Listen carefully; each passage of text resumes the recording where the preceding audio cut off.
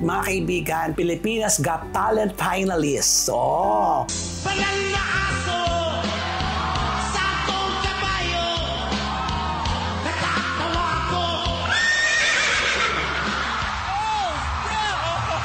Banal na aso, sakong kabayo, natatawa ko.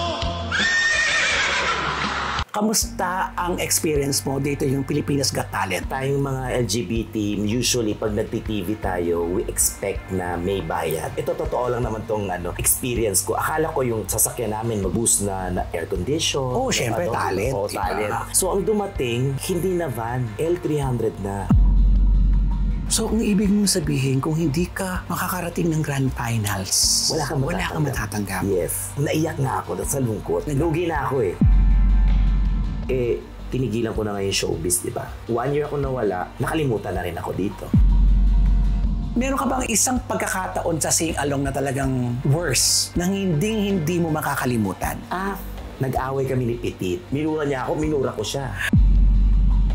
Ang nangyayari kasi, masyado nilang binababa yung talent fee. So, nawawala yung premium ng talent. Correct. Iba yung talent fee sa bar at iba yung talent fee sa racket. Masyado nilang dina-downgrade na yung talent fee.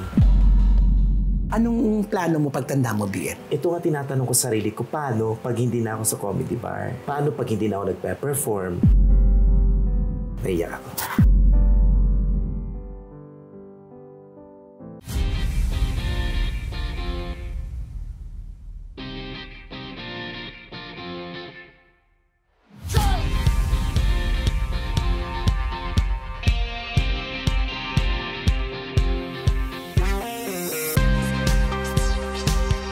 Dead ang nega, dead ang bash. Dahil ang buhay ay chika-chika lang. Ganon!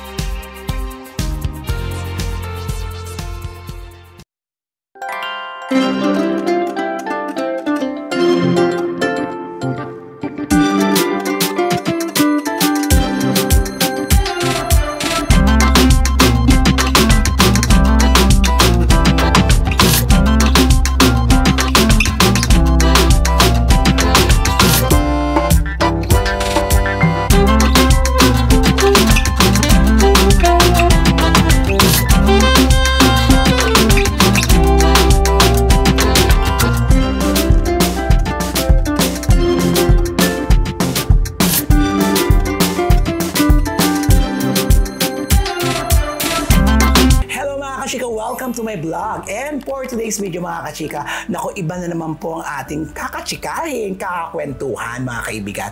Siyempre, ang aking po mga pinipictures dito sa aking vlog ay yung mga kaibigan ko talagang hinahanap ko na minsan naging kasama ko sa trabaho at kung ano na ang kanilang pinagkakaabalahan. But before that mga kachika, please like, share, and comment para alam niyo po ang galawan dito. Mag-like po kayo. Ganon. So ito na siya mga kaibigan. Excited po ako dahil kilala niyo po siya dahil napanood po natin siya ng bonggang-bongga sa isang TV show na kung saan talagang super talent naman talaga pinakita. Ladies and gentlemen, Big Mouth! Yes! So, wow. Diba? Hello, Big Mouth. How are you, BFF? Uy, hello, BFF. Welcome naman to my vlog. At least, naalala mo ako, diba? Naku, syempre, sino-sino pa ba ang makakaalala sa mga kaibigang mabubuti? Kailan ba tayo huling nagkita? Siguro mga 5 years ago. Sobrang tagal. Last time na nagkita tayo ay yung concert namin ni Ai sa part ng Masbate. Oh, basta probinsya yun, te. Oo, yun. So after that, nag-pandemic, wala na. Ngayon na lang ulit. Kaya nga, naisip kita, syempre, ang aking vlog ay hinahanap kay mga kaibigan ko kung ano na ang kaganapan. At syempre, yung mga kaibigan nyo rin na naghahanap din sa inyo, nasaan na kaya to si Big Mouth? Mga kaibigan, Pilipinas Got Talent finalists. Oh! Wow, thank you. Anong year nga ito? That was 2010. Ito po siya para ma-remind nyo. Panoorin nyo po muna ito.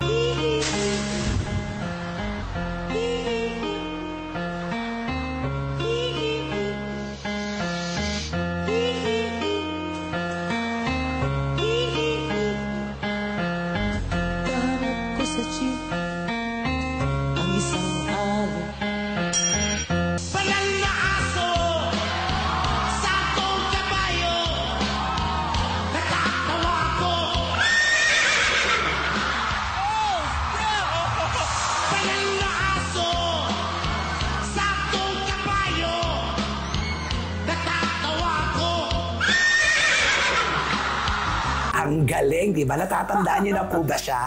Siya po yan. At ngayon, ito na po. Simulan na po natin ang kwentuhan. Kamusta na si BF? 2010, nag-start yung karera ko. Sumali ako sa Pilipinas Got Talent. After ko lumabas ng PGT, nagtuloy-tuloy na yung guesting ko, TV abroad. At saka alam mo, yung PGT, yung Pilipinas Got Talent, yun ang nag-open sa'yo sa lahat ng opportunity yung ginagawa mo hanggang ngayon. At first time kong mag-abroad, never pa ako lumabas ng Pilipinas. At dahil lang sa PGT, nakapag-abroad ako. So, ating alamin kung anong kaganapan, kung anong journey ang pinasok niya po nung nagsisimula pa lang. Kamusta ang experience mo dito yung Pilipinas Got Talent? Dito sa Pilipinas, kasi tayong mga LGBT, usually pag nagti-TV tayo, we expect na may bayad. Totoo. So ako, nag-expect ako na at least meron akong 5,000 na iuwi. So nung time na nag-audition ako, pinadala nila ako sa University of Baguio. Doon kami nag-tape ng episode namin. Ng PGT? Oo. Ito na nakakatawa. Ito totoo lang naman tong experience ko. Akala ko yung sasakyan namin mag-boost na air condition. Oh, syempre, talent. Oo, diba? talent. Ilan kayo nakasakay doon? Actually, may mga magician. Ang daming talents. Basta mga talent. Oo. Usually naman kasi band. Oo, dapat air cash. Oo, naka-aircast. Kaso lang that time, ewan ko baka parang sigurong may aberya. So ang dumating, hindi na van, L300 na. Ay, pang-deliver ng pagkain. Oo. Hindi na ako nagtanong. Tinanggap mo na lang yung eksena. Oo, kasi andun na tayo eh. Tapos nagpaalam ako kay Boss Wawi na pag-a-absent ako sa Music Box kasi which is Music Box talent naman ako. Ngayon, di papunta kami doon, walang air cash. Eh yung mga kasama ko doon ko naramdaman yung talent na sakto lang yung pera. Although sakto din naman yung pera ko. Pero ayun naman mag-stop over kami. Walang may gustong bumili. Walang may gustong kumain. Bakit? So nag-offer na ako. Pero di ba dapat sagot nila yung food doon? Actually, sagot naman yung food pag nandun ka na sa venue. Pero along the way, Pero along the way, wala. 6 na oras ang biyahe, di ba? Parang ganun. Umiiyak talaga ako kasi parang Naaawa ka sa sarili mo. at naawa ako sa mga kasama ko. Lahat Naramdaman kami mo? sisigan kami doon. Ang dami nilang costume na dala. Tsaka ako pa, may costume. Nagpagawa ko ng costume mga that is worth 8,000. Pinagawa ko. So sabi ko kahit balik na lang yung 5,000. So pagdating namin doon sa UP, masaya. Walang tulugan. Alas 6 kami dumating. Alas 7 call time. Silya lang. Wala kami talagang room. Naintindihan ko naman kasi tayo naman, lagi naman tayong nagtitaping, di ba? Alam naman natin yon. Hanggang pinag-makeup na nila ako ng alas 12 ng tanghali. Okay. So, ang lola mo, makeup na. Sobrang daming talent. Siguro natawag ako mga bandang alas 9 na ng gabi. Hala, so magbe-24 oras ka ng gising. Tay, may paidlip-idlip naman. Hindi man pwede, hindi ka matutulog. Eto na, 6 yata, first set na lalabas. Parang dulo pa ako eh. Ngayon, nagkaroon ng parang dry yung mga parts. So, inuna na nila ako doon sa second part. Pinush na agad nila ako doon. Tapos, natanggap ako, lahat uploaded. Naka 3 yeses ako. So, ako waiting, lola mo, ng TF. Eh, pumirma kami doon na wala kang matatanggap na kahit magkano. Ang matatanggap mo lang doon sa championship na pag sa grand finals na. So, ang ibig mong sabihin, kung hindi ka makakarating ng grand finals, Wala kang matatanggap. Yes. Naiyak nga ako sa lungkot. Lugi na ako eh. Oo, super lugi ka na. Biruin mo, nagpa-costume ka na, napagod ka pa ng bonggang-bongga. Pero, ang take-out mo lang doon, nanalo ka, pasok ka. Sa screening. Sa screening. Kasi audition. Oo. Tama. Ano nangyari pagkatapos noon? Namigay naman sila ng mga certificate, ng mga kung ano-ano. Tapos, may pakain naman. Oh, Wala yun. namang problema doon. Wala, umiyak ako kasi wala akong naiuwing pera. Eh, syempre sa family mo rin yun, di ba? After noon, tuloy ang buhay. Guesting na sa mga TV. Sa Showtime. Hanggat hindi natapos yung season, hindi ka pwedeng mag-guest sa Iba. kabilang channel. So, nag-contract ako ng ABS for 1 year. Tapos, after noon, hinayaan ko na. Deadman na ako. Nakapasok ng mga semifinals at hindi pinalad for the grand finals kasi sobrang malat naman ako noon. Di ba lagi tayo nagigig? Sobrang sipag kong pumasok. So, that time, parang hindi maganda yung kondisyon ng boses Boses mo. So, hindi ko masyado na-perform yung horse sound ko. Tsaka, ang hirap ng ginawa ko kasi, nag-harness ako nung semifinals. So, first time ko mag-harness, ang tagal ko sa taas, nangawit na yung paa ko, tapos kasama yung kaba kasi baka malaglag ako. Ikaw ba nag-suggest noon na mag-harness ka? Ako ang nag-suggest na mag-harness ako. China-challenge ko yung sarili ko. Tapos ilang kilos yung damit Damit ko? mo. Mga 10 kilos or 20 kilos yung Ang bigat. Ang bigat. Eh, binitbit pa sa taas. Nung hinila na ako pataas, tumama pa yung ulo ko sa mga ilaw. So, parang hilo-hilo na. Kakanta naman ako, pero parang hindi ako confident talaga dun sa ginagawa. Sa ginawa mo. So, sa madaling salita, Hindi ako nakapasok for grand final. for grand finals. Pero yon may nauwi ka ng pera. Wala pa din. Ang dami mo ng effort na ginagawa, wala pa Mas rin. mahal pa yung pangalawang costume ko. So, ano nangyari? Niyaan ko lang din. Chance to experience na lang dahil TV naman yon, tsaka national TV, okay lang. Never na pasok sa isip ko na mag-viral siya. Kung saan talaga namang nakilala ka doon dahil doon eh. Oo. Sa buong mundo yun. Sa buong mundo, hindi lang sa Pilipinas. Kasi that time, 2009 kasi kami nag-shoot. Siguro mga second week ng December namin siya sinute. Tapos inere siya ng the following year, ng 2010. At that time, bago pa lang yung Facebook, bago pa lang yung YouTube. So, hindi pa talaga yung mga tao nasa social media. Nasa TV pa lang talaga sila. So, nagba-viral siya. Mostly, yung mga may mga wifi talaga. At hindi pa uso ang data noon. Kailangan talaga mag-computer shop ka muna. Pero ang nangyari talaga, nag-viral ka ng bonggang-bongga.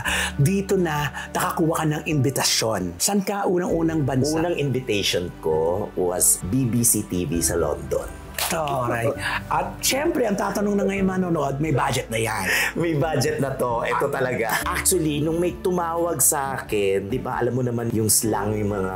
Inglesa. Oo. So, tinatawagan ako, maintindihan. So, nakatanggap na ako ng email. Ayoko maniwala kasi BBC TV yun eh. Oo, tay. So, Ted Malalang ganun. Kinuha kong manager na pinagkakatiwalaan, si Mama Litz Alejandria, isa sa may-ari ng Zirco. Nung una, bago pa kay Mama Litz, kumonsulta mo na ako kay Alan Kay. Sabi niya, kausapin mo si Mama Litz, maganda yan, bongga yan. Sabi niya, Yung kagad, ang sabi sa'yo. bongga yan, maganda yan. Eh, alam mo naman si Mama Litz. Ay, oo, isa din. Diba? Asap-asap talaga Iba yun. yun, asap agad yun. Walang sasayang na oras kay Mama Litz. Kaya pag sinabing eto na agad. Pag sinabing magpa-visa na agad. So, nung nakausap na niya, totoo pala. Tapos, eto na, mag-guest ako sa isa sa pinakasikat sa London na komedyante na may TV show doon. Anong pangalan ng TV show niya?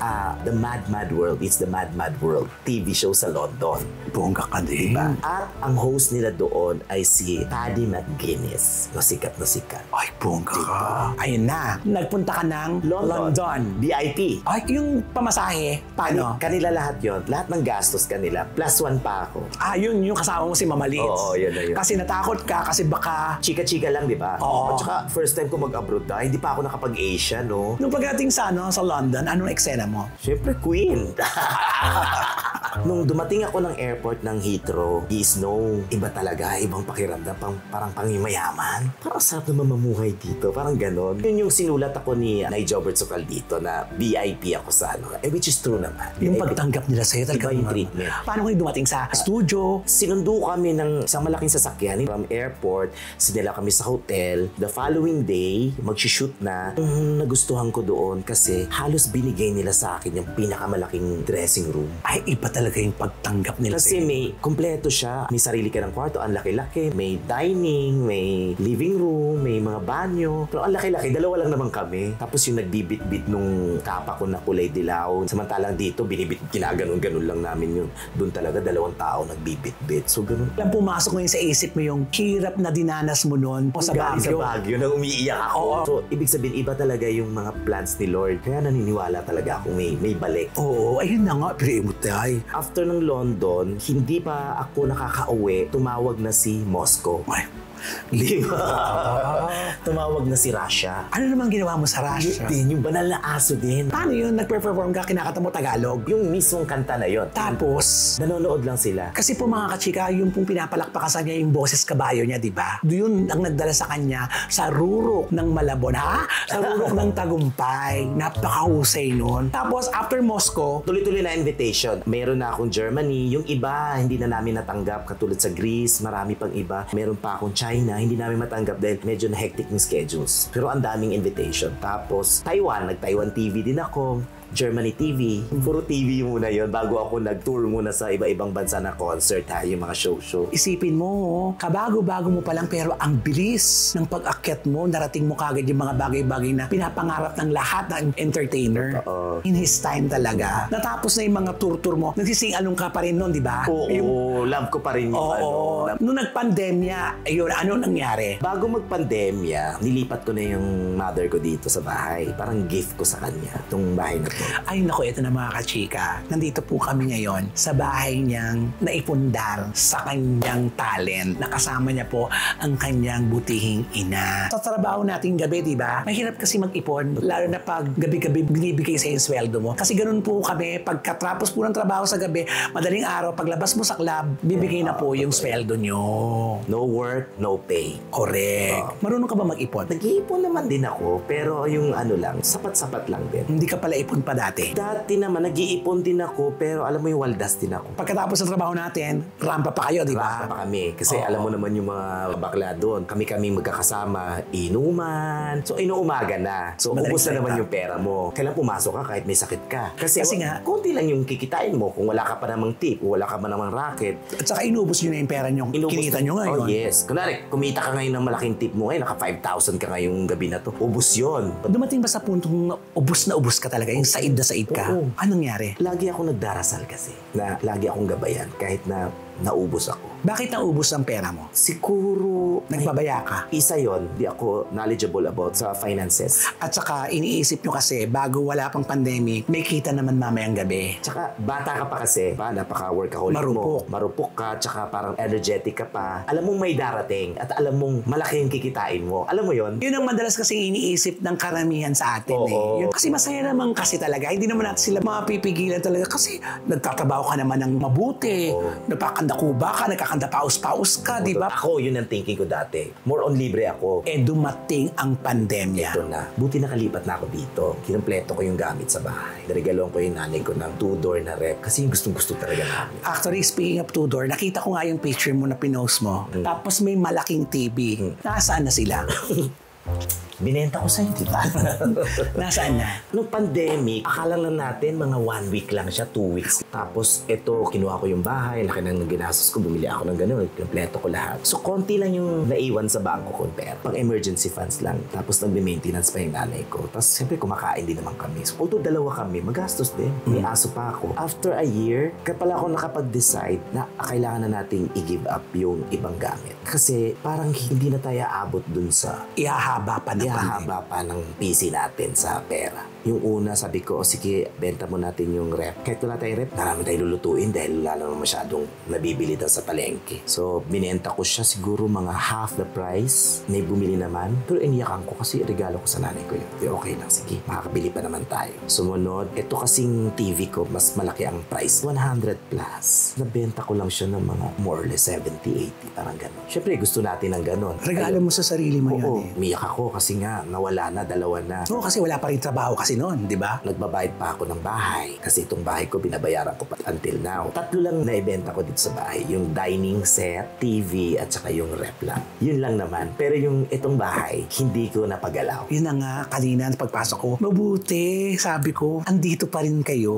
Kasi ito yung pinangarap ko para sa nanay ko. Way back, nung nagsisimula pa lang ako sa pagiging komedyante, alam mo yung tinitirhan ko sa Las Piñas, nagre-rent ako is 500 pesos a month. Tapos, isang maliit na kwarto, isang diretso, pag binukas mo yung pintuan, pag nakahiga ka, kalahati ng katawan mo kita na agad. So, 3 tao lang kasya na matutulog doon. Tapos, ando na yung pugasan. Isang diretso lang siya. Tingnan mo yung narating mo. Oo, naiyak ako. Kasi totoo talaga. Kaya ngayon sabi ko, kukuha ako ng bahay na maging komportable kami. Although, lahat naman tayo gusto natin malaking bahay, pero kung dalawa lang din naman kami, so okay na sa akin. Dalawa rin kayo magkapatid. Nasaan ang tatay mo na noon? Matagal na silang iwalay. Walang komunikasyon. Wala na rin komunikasyon. May asawa na. Bata ka pa noon nag-iwalay na si tatay mo. Siguro mga 3 or... Kahit nung nakilala ka sa telebisyon, hindi nagparamdaman tatay mo. Mostly yung mga kamag-anak ko. Pero ang tatay mo hindi. Puro hindi marunong mag-cellphone kasi matanda na. Tsaka may sakit din. Never mo siyang pinuntahan. Hindi na eh. Hindi man ako galit, pero Tampo. siguro may ganon. Pero hindi ko kasi siya nakalakihan na tatay. Iba kasi nag-alaga sa akin. Sino nag-alaga sa'yo? Ang nag-alaga sa akin, yung panganay na kapatid ng nanay ko. At yun yung nagpaaral sa akin. So, lumaki ako sa kanila. So, may nakagisnan akong tatay tsaka nanay doon. Once ko lang na-meet yung biological father ko. Mga ilang taon ka noon? Siguro mga 7. Siyempre, ang hirap din ang buhay sa probinsya. So, hindi na rin ako nag-reach out kasi may family naman na siyang iba. Kamusta ang nanay mo? Si mother ay nakasurvive naman siya sa kanyang na mild stroke siya mga 10 years ago. Hindi pa ako PGT noon na mild stroke na siya. So wala ka pang masyadong pera noon. Wala. So, nagme-maintenance na kami hanggang ngayon. Although may sakit pa rin naman siya kasi alam mo naman complicated pag medyo tumatanda na. So ayun, nakakagalaw pa naman. Thankful naman ako. Pag umaalis ka dito, sino kasama ng nanay mo? Yung baby ko lang, yung Aso. aso. Napakalungkot nun. Kaya ngayon, hindi ka na masyadong umaalis. Pag racket na lang talaga, kailangan mo Racket, kumita. tsaka trabaho, yun lang talagang. Pero yung mga tipong gala-gala, Hindi na. Hindi ko na ginagawa masyado yun. Tama naman. At saka, nalampasan mo na yung mga gastos-gastos. Natapos ko na rin yun eh. At least, banding-banding naman kayo dito. Meron ka ba mga moments na parang dumating ka sa puntong yung walang-wala ka, naisip mo na sana may katulong ako na tumataguyod sa pamilya namin? Ay, oo, minsan nasubukan ko yan. Anong sinasabi mo sa sarili mo? Unang-una, pag may mga ganyan ako, laging Diyos agad yung kinakausap ko. Anong sinasabi mo sa kanya? Sabi ko, Lord, hirap ako ngayon. Ano ba mga plano mo? Ano ba mga gusto mo? So, doon ako nagre-rely sa dasal. Masyado akong God-fearing ako eh. Hindi naman ako binibigo ni Lord. May dumarating at may dumarating. Kasi alam ni Lord na mabait ka sa magulang. Nagte-thank you ako lagi. Pag dumadaan ako dyan sa altar namin, laging hi, hello, thank you po. Laging gano'n. Ano pa ba ang gusto mong ibigay sa nanay mo? Boyfriend. Totoo. Hindi. Ako kasi gusto kong magkaroon siya ng boyfriend. Pero may boyfriend siya dati. Gusto ko kasi may kasama siya habang tumatanda siya, di ba? Kasi hindi naman niya ako palaging kasama at di kami naman pareho ng thinking. Gusto ko lang, kunwari, magkakape-kape sila dyan. O mag-uusap-usap sila, di ba? Yung kapareho sila ng age niya. Oo. Na at least pareho sila ng time matulog, pareho silang gimising. Yung companionship. Oo, yung companionship nila dalawa. Gusto nila maglakad-lakad din, meron siyang kasama. Ako kasi, pag gising na yung nanay ko, tulog ako. Anong plano mo pagtanda mo, Bien? Ito nga tinatanong ko sa sarili ko, paano pag hindi na ako sa comedy bar? Paano pag hindi na ako nagpe-perform? Paano pa ako kikita? Magdinegosyo na lang ba ako? Yun yung mga tanong-tanong ko lagi. Marami akong mga choices. Pero sabi ng iba, mag-asawa ka, mag-anak ka. May respeto naman ako sa iba kasi choice nila yon. Pero siguro, I'll keep my fingers crossed. Baka dumating ako sa time na ganun siguro. Pero baka late na masyado yon. Hindi ko lang masasabi. Pero gusto ko rin naman magkaroon ng anak. Para at least, di ba, pagtanda ko, may mag-aalaga sa akin. Oo, kasi wala ka rin pamangkin. Kaya sabi ko, malungkot na buhay. Kaya yung pagpapatawa mo sa stage, kung ano yung ginagawa mo doon, kabaliktaran talaga yun sa totoong buhay. So ngayon pa lang nagpaplano ka na. Actually, last year, pinaplano ko na siya kung ano mangyayari. So sabi ko, Lord, i-guide mo ko kung ano yung magiging maganda. Kung ano yung magiging resulta. Pag-iisipan ko kung ano. Kasi ginawa ko na yan eh. Tumira na ako ng Canada, di ba? Nag-migrate na ako doon, supposedly. So ang trabaho ako doon. Kasi gusto ko nga mag-asawa ng puti. Correct. Para doon na talaga ako, makukuha ko yung family ko. Ano After yan? a year, hindi ko kasi na-enjoy yung life doon. Nung magtagal ako, parang hinahanap ko yung ginagawa ko pa rin dito. Lately ko lang na-realize na kung gusto mo talaga ng security, ng family, tsaka ikaw, mag-migrate ka. Doon kayo tumira. Kasi mas maganda yung opportunity doon. Tinigilan ko na ngayon showbiz, di ba? 1 year ako nawala, nakalimutan na rin ako dito. So nung bumalik ako, mabuti na lang, nagkaroon ng invitation sa ABS, National TV ulit, nagtuloy-tuloy. Nakabalik ako sa industriya. Kasi kung hindi, tutuluyan ako makakalimutan ng tao. Oo, katulad niyan. Dati meron ka pang set sa Quezon City. Ngayon dito ka na lang, hindi ka na lumalayo. Dito ka na lang ngayon sa Pampanga. Marami ka bang kaibigan sa Singalong? Sa trabaho natin? Marami. Isa ka na doon. G. Kinis, mga kaibigan nating namatay na sila Kim Idol, sila Chas. Hindi naman kami ganun totally close, pero alam mo yung mga friendship na magkakilala kayo. Sila G, sila Petit, marami pa namang iba. Sila AJ Tamisa. Lagi naman na chat naman nila ako. Pero yung iba kasi, parang dead ma lang. Hindi naman natin talaga magiging kaibigan lahat-lahat, di ba? Hindi mo mapiplease. Mapiplease. At saka syempre meron din tayong mga grupo-grupo eh. May grupo-grupo na magkakaibigan. Although wala magkakaaway, pero mayroon talagang grupo-grupo. Oo. Pero pag nagkikita-kita tayo, okay. Oo. Meron ka bang isang pagkakataon sa sing-along na talagang worse, na hindi mo makakalimutan?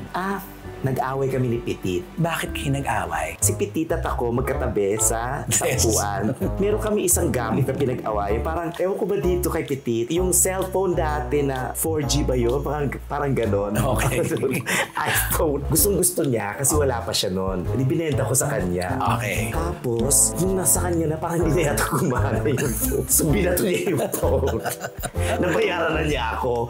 Galit na galit siya. Ayaw ko na ibalik yung bayad. Kasi nakuha na niya yung At sinala binasag niya. Ganon, nag-away. Pero okay naman na din kami. Pero malalang away yun. Sigawan kami. Ay talaga. Pero minsan kasi yung mga away na tatawanan mo na lang after. After no, hindi na gumana yung phone kasi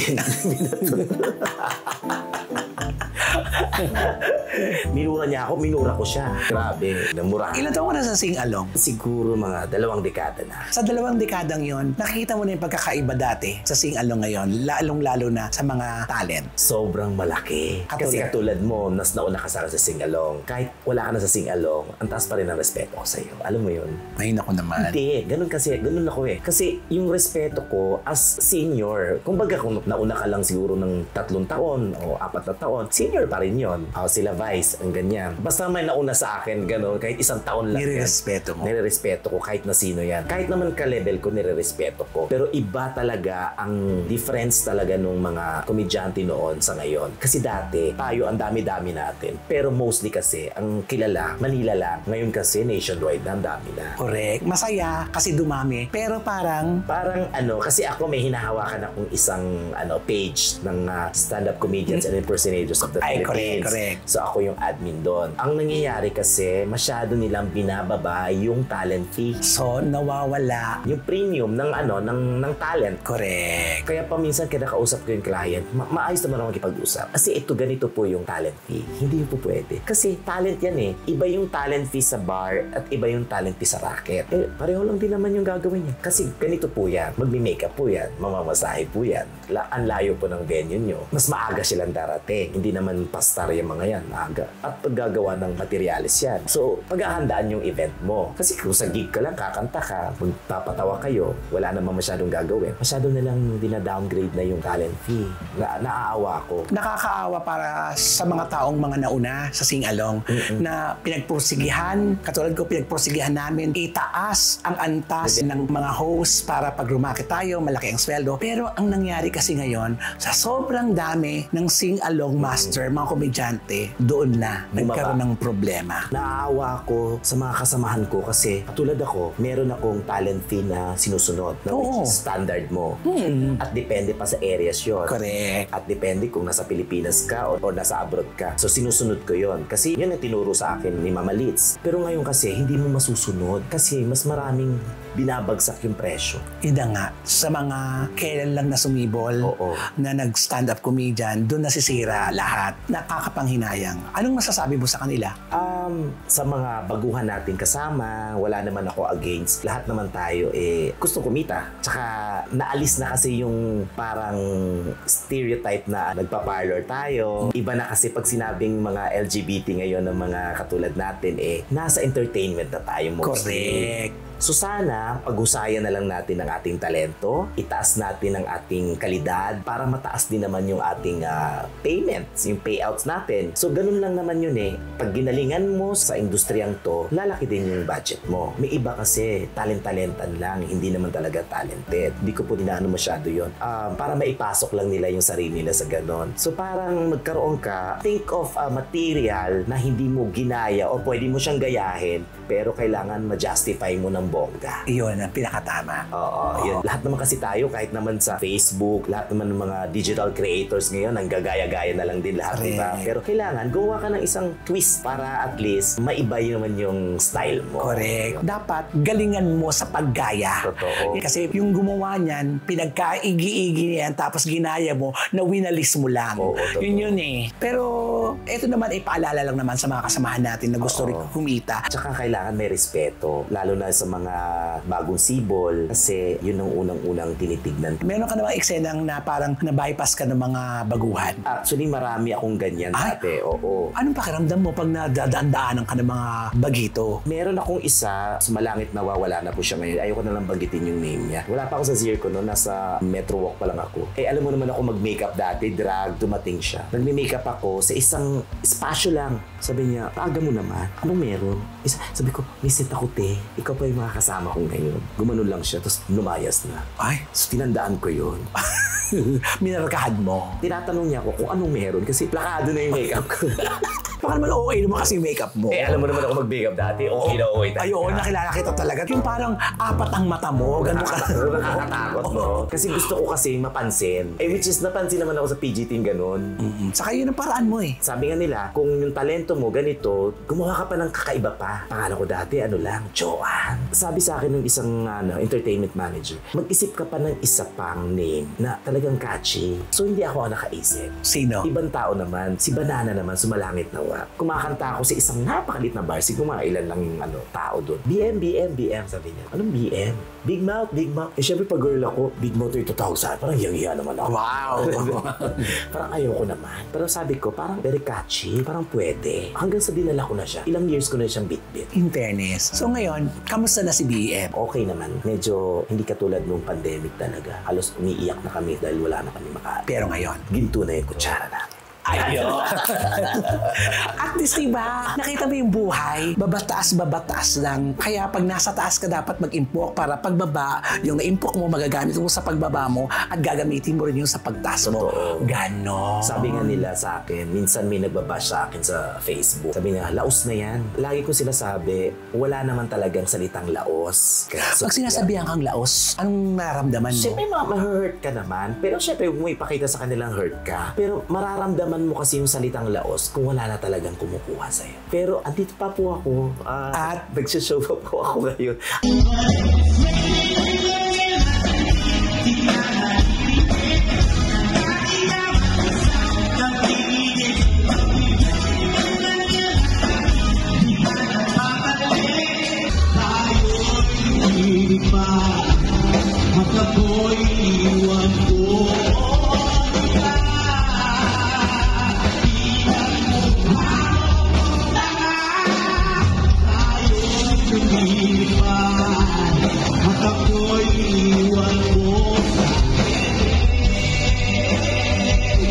Ginto na ang kutsara. Ay, kakatawa ka talaga. Ako, pag dalawa lang po kami nito, para kaming siraulo pag nag-uusap. Ay, invita mo sila sa YouTube mo. Oo nga. Naku, nagpapasalamat ako kay Romel, Chika, dahil although matagal po kami hindi nagkakasama at sa Facebook lang po kami nagchat-chat lagi. Ewan ko ba, nag-joke pa rin siya kahit chinachat niya. Nakakatawa pa rin yung mga chat niya. Nakakatawa ba? Iimbitahan ko po kayo, please subscribe to my YouTube channel, The Big Mouth Channel. Ayan po, ang dami-dami ko ng views tsaka dami ko ng subscribers. Ayun, supportan mo natin si At BM. ilan yung subscribers? Hindi ko na 3. Kaya tulungan natin siya. Ikaw, yung nanay ko, tsaka yung kapitbahay. Ay, ano ka ba? Pasasaan? Oo, hindi. Monetize na po siya at hopefully sa tulong po ni Romel ay madagdagan po. Babantayan ko yan. Ayan, The Big Mouth Channel. Supportan po natin yan. Again, BM, maraming salamat. Thank you. Wala namang masyado akong pwedeng ikwento dito sa vlog mo pero at least thankful ako dahil naisip mo akong imbitahan at puntahan sa napakalayong lugar naman na to. Sinasabi ko nga naman, di ba? Kaya ang mga pinipicture ko dito, syempre unahin ko muna yung mga kaibigan kong tunay na kilala ko kung ano yung ginagawa nila habang nagtatrabaho tayo. Yes. Yung nagpupursige. Nakikita ko yung kung sino mapursige, nagpapahalaga sa mga kinikita. Kaya nakita mo, ang ganda ng bahay ni BM. Thank you. Salamat. Thank you, BM. Maraming salamat. Pati kay Mami, salamat. So with that, mga kachika, dead bang nega, dead bang bash, dahil ang buhay ay chika-chika lang. Ganon.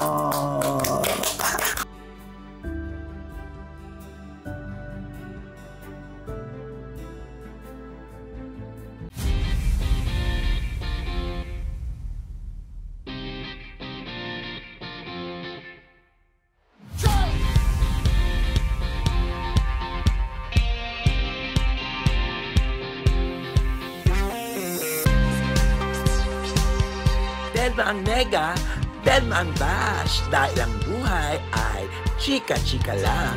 Ganon!